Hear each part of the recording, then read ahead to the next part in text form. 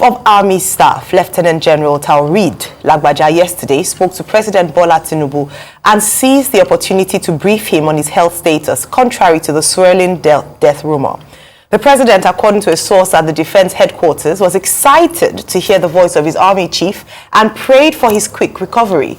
Reacting to the post by former Director of Strategy and Communication to former President Goodluck Jonathan, Jackson Ude, the army cleared the air of the death rumor. Also, the Director, Army Public Relations, Major General Onyema Nwachukwu, dispelled insinuations that the Nigerian army was running on autopilot since the Chief of Army Staff left the country for medical investigation abroad. He admitted that the Chief of Army Staff traveled for a medical checkup abroad, contrary to the initial claim that he was on leave and that as a public officer, he was entitled to it. Nwachukwu also argued that this was not the first time that there was a prolonged absence of a serving service chief in the history of the Nigerian military. All right, Rufai. Yeah. So, a couple of things. Number one, yes, I get the fact that the army has debunked this story as regards his death, but the army too has shown that they cannot be trusted in all of this matter, and I'll tell you why. Initially, when the newspaper outfit or an online media outfit did bring up a story that he was unwell, he was away on medical leave to fix his medicals, the army debunked that story and said he was just on leave. Finally, I'm sure after a lot of pressure, they finally alluded to that. Government agencies should not do that. You should tell the truth at all times. It's as simple as that. So the army was found wanting. The second point here is the fact that, yes, he has spoken to the president. We can only wish him well at a point in time like this. And really, I don't think there's any vacuum anywhere because the army has put in somebody to be able to act in his stead until he is well and he's better. Anybody can fall ill. Anybody can fall sick. As long as they get better and they come back to their work. So we can only wish Lagbaja well as regards that. I'm happy he spoke to President Tinubu. And please, people should stop spreading fake news, as regards his death. Because that fake news was very definitive, talking about the fact that, he's been dead for about 48 hours. No, nothing of such happened. All right. Dr. Batim. Okay, well, let's start from the human angle, which is that, look, anybody can fall ill at any time. Nobody has, a control over what could happen to them, either by circumstances or by accident.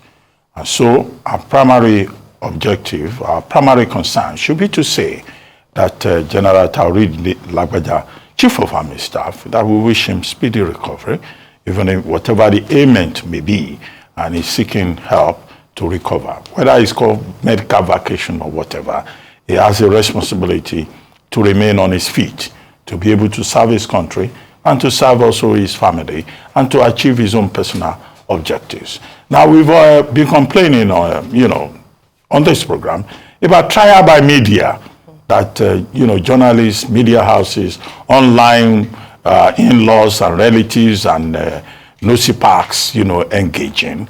Now, I hope we will not start having murder by media, people killing off people, just because they have access to social media platforms.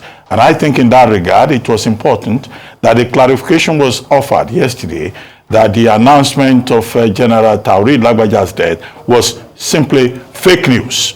Now, misinformation, disinformation, this will be one of the major problems that we face within the democratic dispensation. The people taking advantage of the democratization of the media, to just say whatever they like. Second point is that we have now been told that General Taoreed Lagbaja called the president and the president is happy. The major point made by Major General Onyema Nwachukwu, the Director of Army Relations, is simply that there is no vacuum. That all these rumors started because there was a promotion exam and that the results had not been released. Now, he said there's no vacuum to the extent that the general, in terms of Director of Policy and Plans, had already directed the person in charge of policy and all that, training, right, to release the results, and that the results have been released. And in any case, within the established procedure of the Nigerian Army, if the Chief of Army Staff is not around, the Director of Policy and Plans steps in and discharges the functions. However, what is more important is that we should be worried about conspiracy theory. We should be worried about trial or murder by media, journalists or people with all these their small phones killing people off. We should be worried about that. And then, of course, the Renewed Hope agenda, the way forward, which is a pro-President Tinubu group, said, look, common sense should even tell people that as a Muslim, if it was true that General Taoreed Lagbaja had died for 48 hours, they will have seen movements in terms of attempts to bury him. After all, he's a Muslim, okay? That what we should focus on is what he has been doing as Chief of Army Staff, trying to help the Tinubu administration and living up to his own oath of office to check, insecurity in Nigeria and to defend the of Nigeria and integrity, as it were, that's the technical word, integrity, territorial integrity of Nigeria. So I think these are more important things other than people behaving like they are jubilating that a member of the federal government is ill or that there are rumors about him. People should remember that we are all pencils in the hands of God. And as pencils in the hands of God, we should try to be nice to others and not kill people off with the small advantage of these cell phones that we have. We never used to have these cell phones anyway. I don't know why this has robbed us of humanity. Yeah, we never used to have it, but Doctor, but I can't even remember what life was without cell phones and having the phones. But as with many things, advantages and disadvantages, a very sad occurrence over the weekend was when the news was released and almost authoritatively by a source that can be said to be quite debatable. And then some people ran with that story that the Chief of Army Staff had passed on, and that is so unfortunate. But he's not the first person to be a victim of such rumors. Recall last year in October, General Yakubu Gowon, who turned 90 on Saturday, was also said he had to come out to say that I'm still alive, and people had to come out to refute it. Even popular actor, Mr. Joka Silva's, Olu Jacobs, yes, my mind was trying to remember his name. The legend Olu Jacobs has also multiple times, there have been rumors about him dying, and it's quite sad and unfortunate that people are willing to fund these stories because they know that it would go viral, and people would do almost anything for virality. That's on that side. So he's alive and well, that's been established. But also another concern, of course, for a number of people was, if the Chief of Army Staff is not around, what's happening with our security architecture? What's happening with the state of the army? But again, that has been addressed by the statement released by the army, and I'm glad that they gave a detailed response that there's a protocol in place that even when the Chief of Army Staff is out of town, out of the country on official duty, the Director of Policy and Plan deputizes for him, and that when he was going on this sick leave, he had handed over to him so that things are running smoothly. Payments were being made on time. There's a Directorate of Finance. So there's structure in the organization and has been established. People can't fall ill. He's entitled to 30 working days as well as sick leave. And the thought is that in a few weeks, he's going to return. And a part of the letter he had written was that he has stated when he would be returning. And what Nigerians are praying for is for his good health and that he would return hale and hearty. It's very sad that people are willing to just run with bad news very quickly, and sometimes even without verifying the news. But it's great to hear that he's doing well, and also important for Nigerians to know that things are running smoothly. Finally, I would say that we also have a Chief of Defense Staff who is running the 3 services as well. So no gaps, no lacuna, things are running smoothly, just to emphasize that this morning. And we wish him speedy recovery and that he will return back to his duty post in good health. Move on to our next story. The African School of Governance Foundation, ASGF, has announced the establishment of the African School of Governance, ASG, graduate institution designed to offer world-class public policy education, research, and engagement programs in Kigali, Rwanda. The ASG Foundation has appointed Professor Kingsley Moghalu, former Deputy Governor of the Central Bank of Nigeria and a distinguished scholar and academic, to be the inaugural president of ASG. The ASG initiative is founded by His Excellency Paul Kagame, President of Rwanda, His Excellency Haile Mariam Desalegn, former Prime Minister of Ethiopia, both co-founders of the ASG Foundation, in consultation with other African leaders, academics, and philanthropists dedicated to improving governance across the continent.